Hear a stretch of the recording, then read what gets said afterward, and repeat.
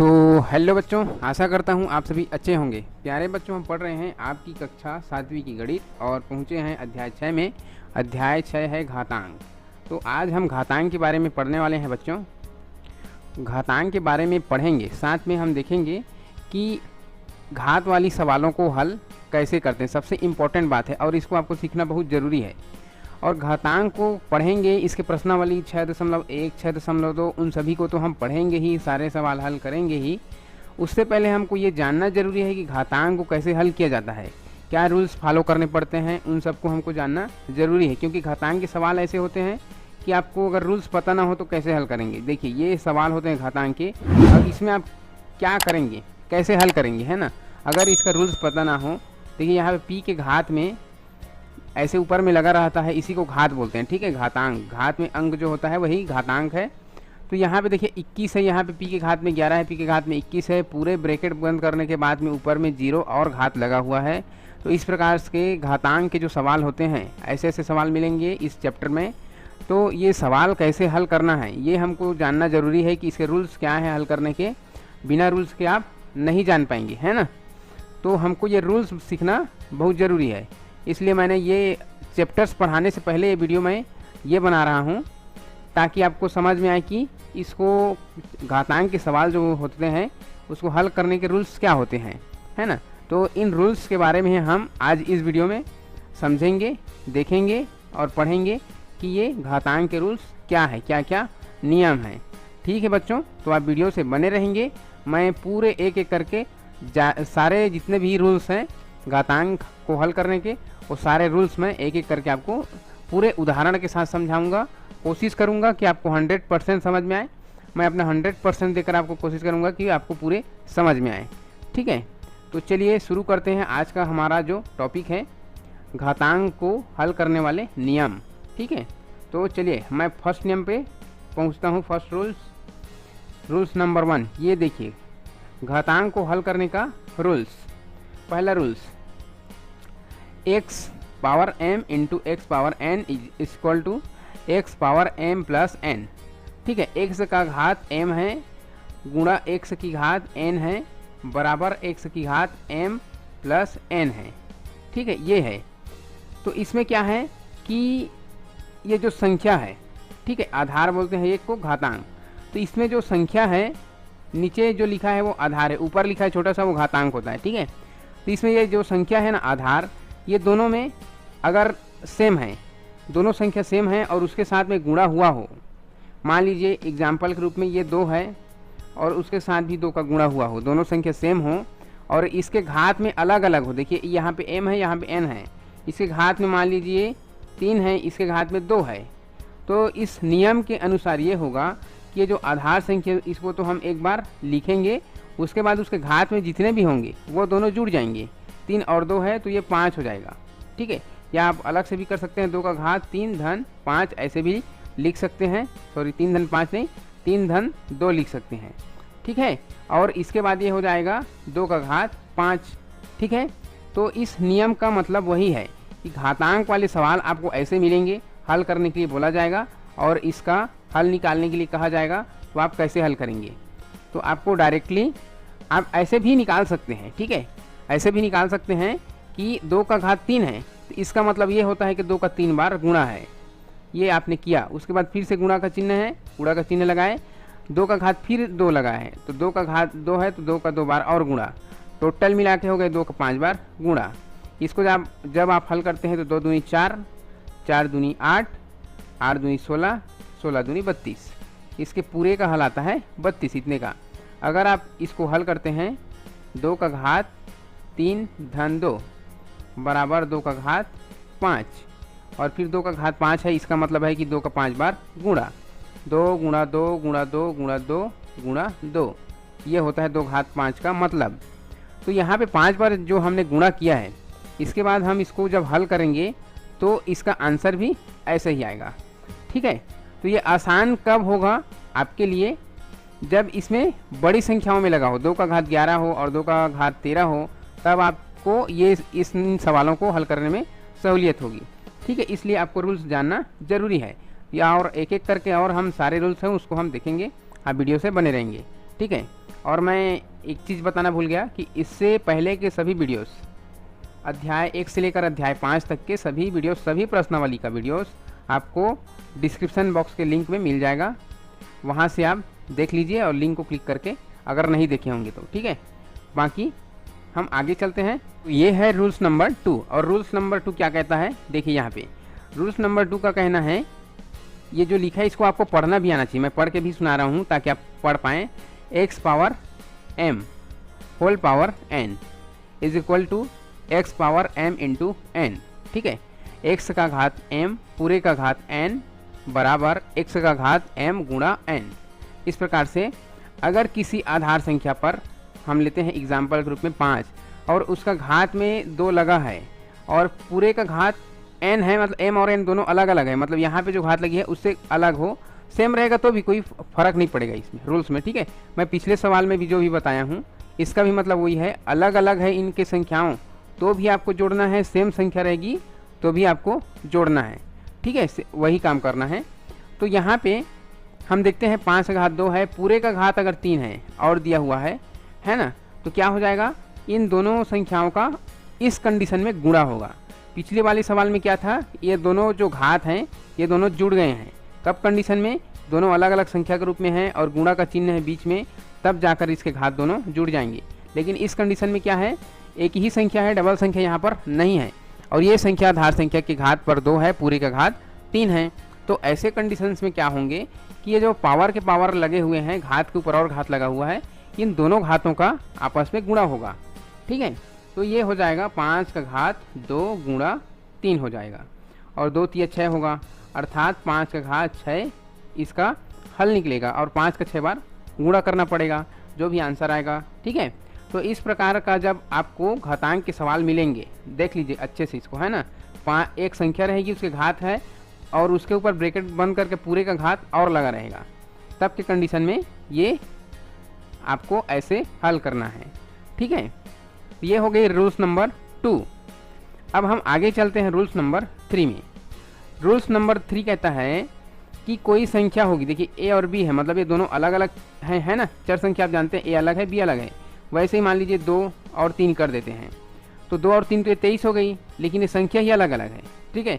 इसके बीच में कुछ नहीं है, a और b के बीच में, मतलब यहाँ पे गुणा रहता है। तो 2 और 3 हम लिख लिए और उसके बीच में गुणा का चिन्ह लगा दिए, ब्रैकेट बंद करेंगे, उसके घात में एक संख्या है कोई भी, हम मान लीजिए 3 लगा देते हैं, बराबर करेंगे।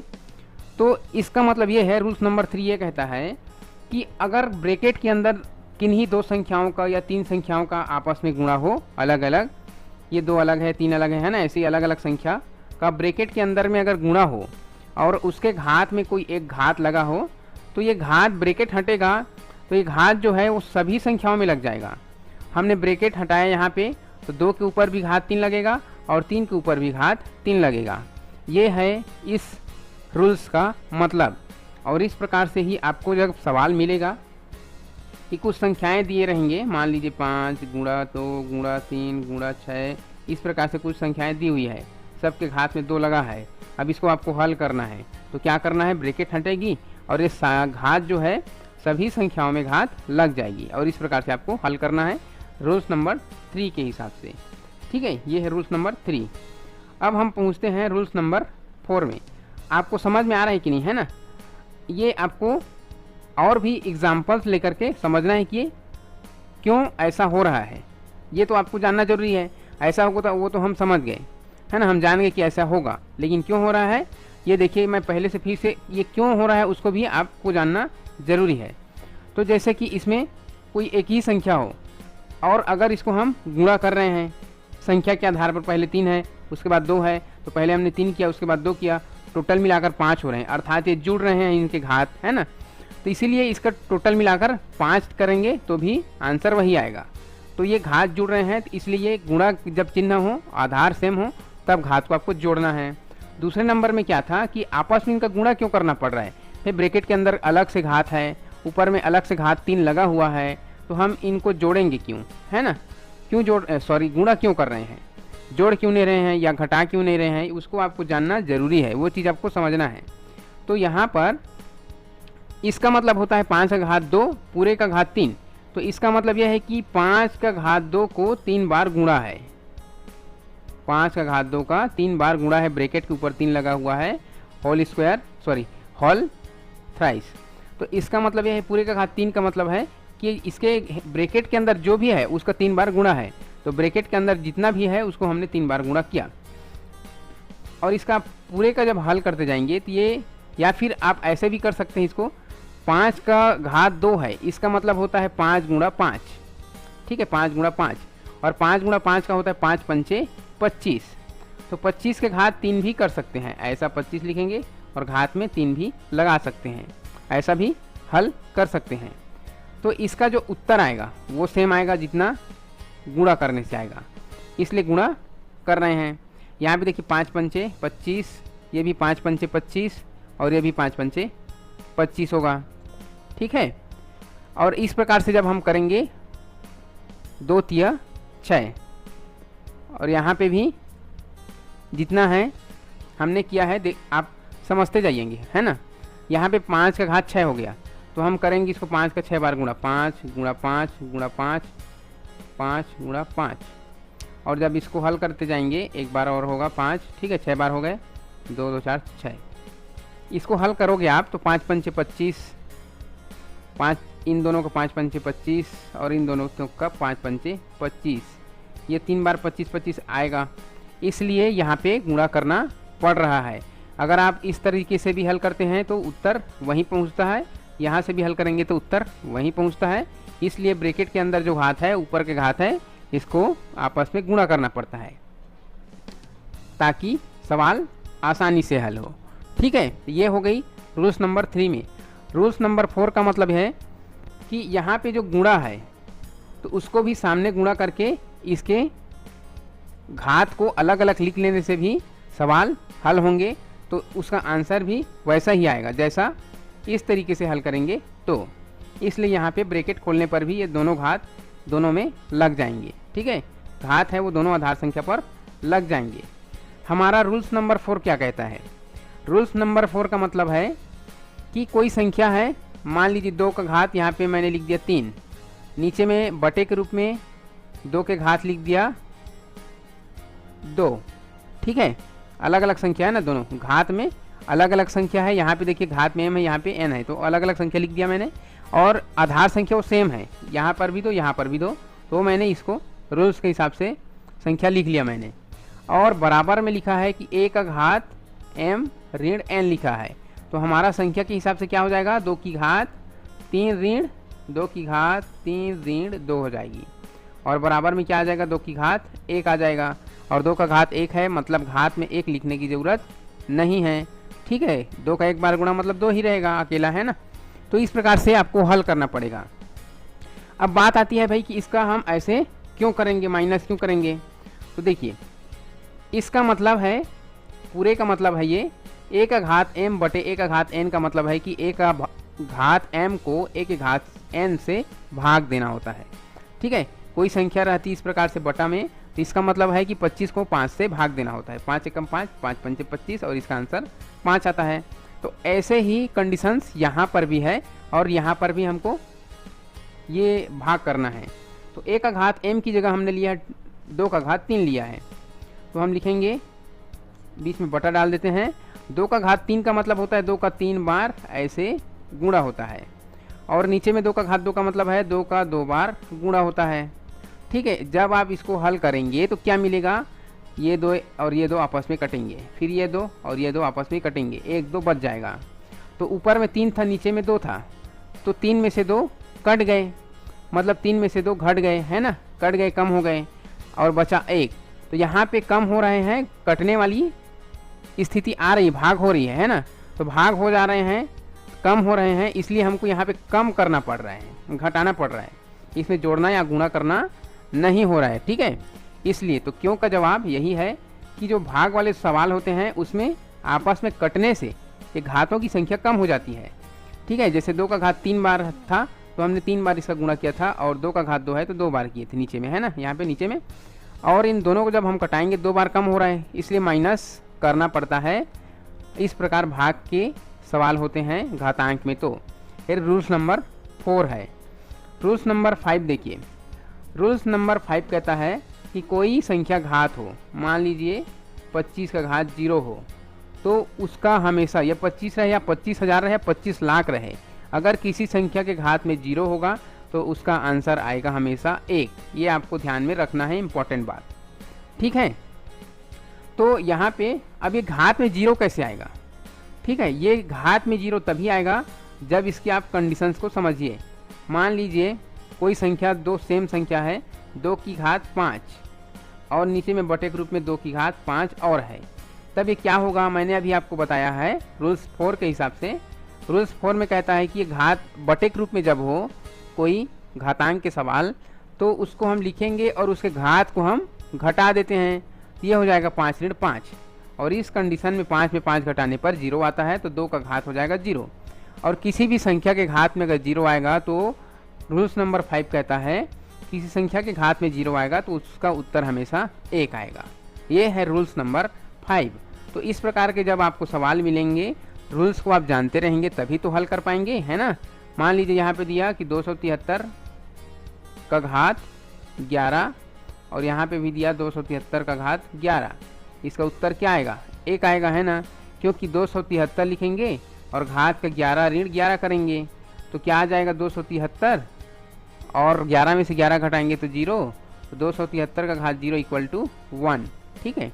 ये है सवाल हल करने का तरीका, रूल्स नंबर 5 ऐसे बता रहा है, ठीक है। अब हम आगे चलते हैं रूल्स नंबर 6 में।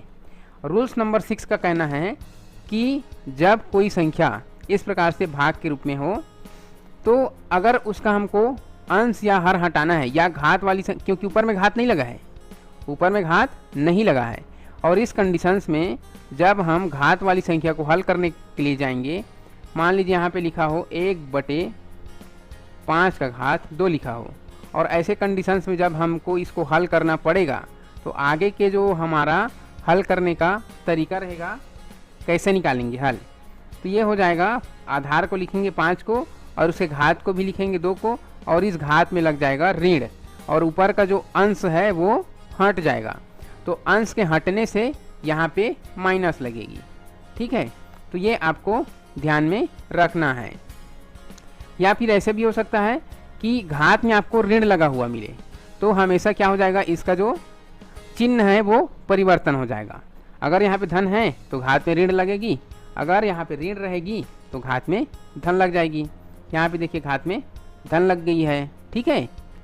अब सवाल उठता है कि इसमें ऐसा हो क्यों रहा है, ऐसा क्यों हो रहा है ना। तो ऐसा इसलिए हो रहा है कि अगर हम इसको पक्षांतर करेंगे, रूल्स के हिसाब से इसमें क्या है, देखिए इसको पक्षांतर किया गया है, और पक्षांतर करने के बाद में क्या होता है, रूल्स हमेशा सिंबल हमेशा बदल जाते हैं। तो यहाँ पे प्लस में है वो माइनस में हो गई है, और इसके घात में कुछ नहीं है, मतलब 1 है।